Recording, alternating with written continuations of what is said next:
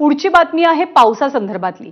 भिवंडी शहरामध्ये रात्रीपासूनच मुसळधार पाऊस कोसळायला सुरुवात झाली आहे आणि यामुळे शहरात ठिकठिकाणी सखल भागात पाणी साचायलाही सुरुवात झाली आहे। शहरातील तीनबत्ती, बाजारपेठेचा परिसर आणि भाजी मार्केट परिसरात जवळपास 2-2 फुटांपर्यंत पाणी साचलंय।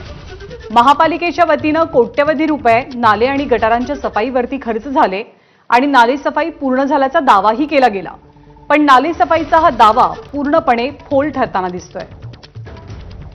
अनिल वर्मा आपल्याला अधिक माहिती देतात। अनिल, या पावसामुळे भिवंडी कशी जलमय झाली आहे?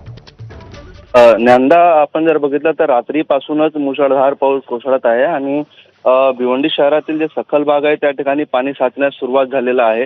मात्र भिवंडी शहरातील तीनबत्ती परिसर असेल, बाजारपेठ परिसर असेल, भाजी मार्केट परिसर असेल, या भागामध्ये जवळपास 2-2 फुटांपर्यंत पाणी साचलेलं आहे आणि त्या ठिकाणी पाणी निघण्याचा कोणताही मार्ग नाहीये।